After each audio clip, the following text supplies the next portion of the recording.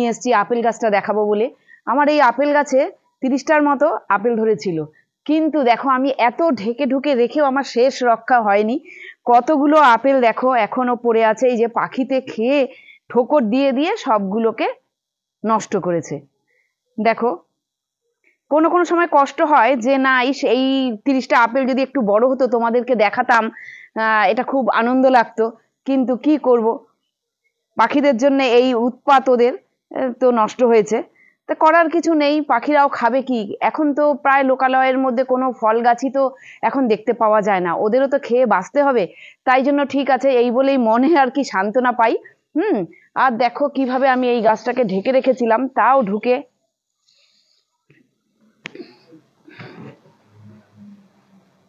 কাপড় দিয়ে আমি ঢেকে রেখেছি সব। দেখো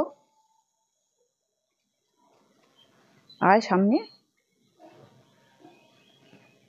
এই দেখো সব ঠোকর দিয়ে দিয়ে ওখান থেকে, আর এই সামনেও বেশ অনেকগুলো ছিল, সব আপেলগুলোকে ঠোকর দিয়ে দিয়ে খেলে তো ভালোই হতো, আর 2 দিন পরে মানে ওরা খেতে পারলে তাহলে ঠিক হতো, কারণ এগুলো নষ্টই করেছে, এগুলো নষ্টই হয়েছে। যাই হোক, কিন্তু পাখিদেরও তো দরকার, কিছু খাবে ওরা, তা না হলে ওরাই বা বাঁচবে কিভাবে।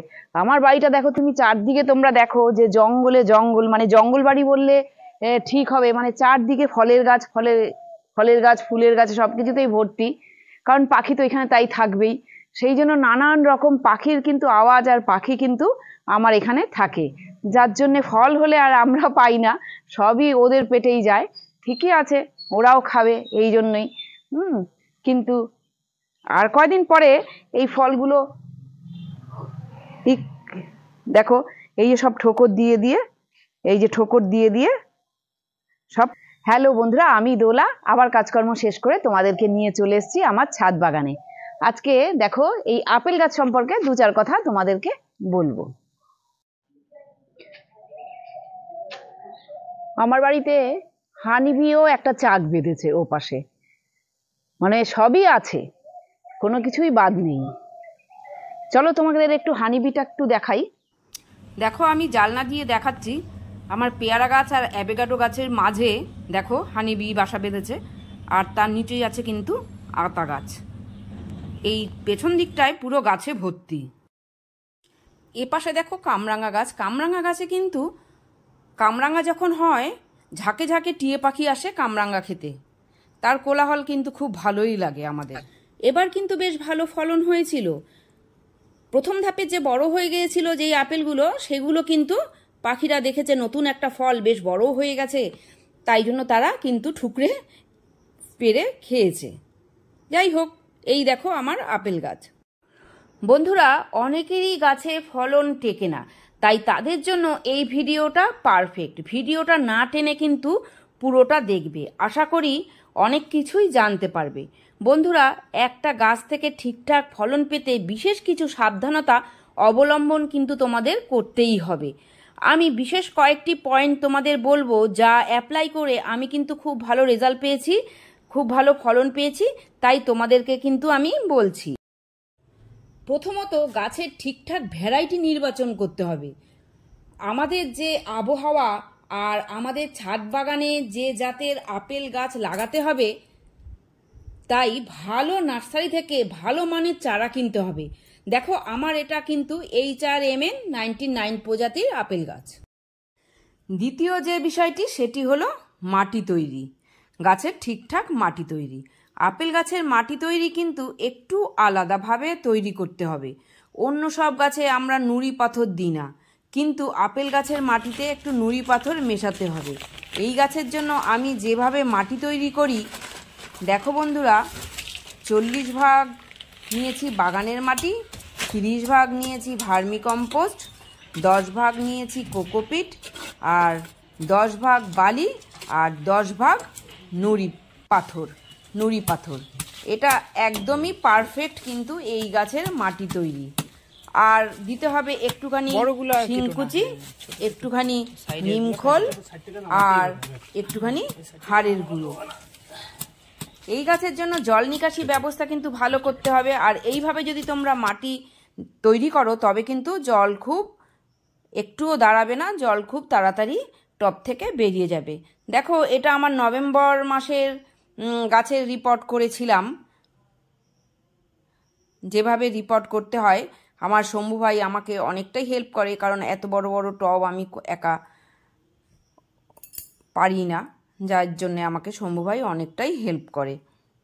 এবার বলি বন্ধুরা, যেটা এই গাছের জন্যে সবচেয়ে গুরুত্বপূর্ণ, ফল আসার জন্যে সবচেয়ে গুরুত্বপূর্ণ, যেটা না করলে এই গাছে ফল আসবে না, সেটি হলো প্রুনিং।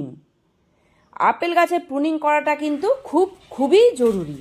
কোন সময় প্রুনিং করতে হবে, সঠিক সময় যদি প্রুনিং না করো বন্ধুরা, তবে কিন্তু আশানুরূপ ফলন পাবে না।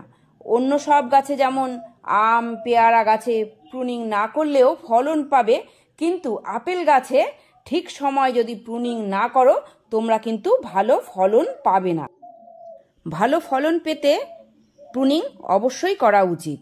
দেখো, সবসময় গাছের মেন ডালটা একটু বড় হলে পরেই কেটে দিতে হবে, কারণ বেশি বড় হয়ে গেলে কিন্তু ঝোপালো হবে না, আর মেন ডালটা কেটে দিলেই কিন্তু গাছটি ঝোপালো হবে। গাছটির পাশাপাশি ডালগুলো, যেগুলো একটার গায়ে আরেকটা লেগে যায়, সেরকম ডাল হলে অবশ্যই তোমরা কেটে দেবে। তাহলে কি হবে, আলো বাতাস গাছটাতে পৌঁছবে, তাতে রোগ পোকার উপদ্রব কম হবে। আর দুর্বল ডালগুলো কিন্তু অবশ্যই কেটে দেবে। প্রুনিং করবার 15 দিন আগে কিন্তু অবশ্যই গাছকে খাবার দেবে, তবেই কিন্তু তাড়াতাড়ি নতুন কুশি বের হবে, আর সেই কুশিগুলো মজবুত আর শক্তিশালী হবে।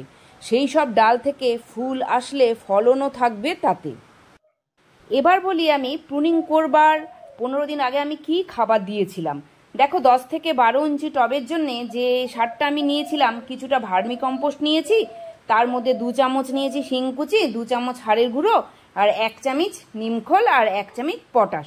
ব্যাস, এইগুলো মিশিয়েই আমি টবের উপরের মাটি আস্তে করে খুঁড়ে এই সারটা দিয়ে দিয়েছিলাম।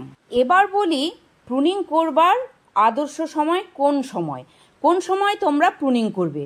নভেম্বর মাসের মাঝামাঝি থেকে ডিসেম্বর মাসের মধ্যে এই গাছের কিন্তু প্রুনিং করতে হবে। প্রুনিং করবার পর যে নতুন নট বের হয়, তার থেকে কিন্তু কচি পাতা আর ফুল বের হবে।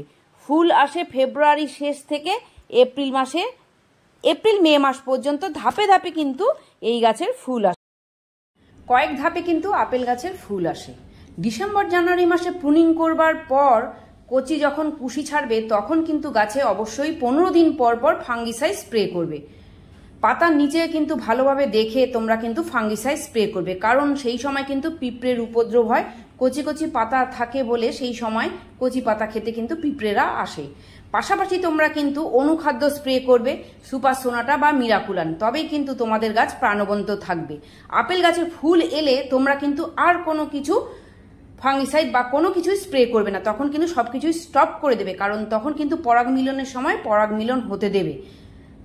ফল যখন সেট হয়ে যাবে, বুঝবে আর ফলটা পড়ে যাবে না, সেই সময় কিন্তু তোমরা বোরন স্প্রে করতে পারো। এটা সব কিছু তোমাদের উপরে। আমি কিন্তু কোনো কিছু স্প্রে করি না, আমি আমার মতো এই গাছকে এমনি রেখে দিচ্ছি। যাই হোক, আর এই গাছে কিন্তু মিলিবাগের আক্রমণ হয়, সেই জন্য তোমরা কিন্তু নিয়মিত নিম তেল কিন্তু স্প্রে করবে। ব্যাস, এইটুকুনি তোমরা যদি খেয়াল রাখো, তাহলেই কিন্তু তোমাদের গাছে প্রচুর ফলন হবে, আর গাছটাও কিন্তু প্রাণবন্ত এবং খুব ভালো থাকবে। ওটা যদি ভালো লাগে অবশ্যই একটা লাইক করো, আর যদি কোনো কিছু জিজ্ঞাসা থাকে অবশ্যই কমেন্ট করবে, আমি সবার উত্তর দেব। সবাই ভালো থেকো, সাবধানে থেকো, সুস্থ থেকো।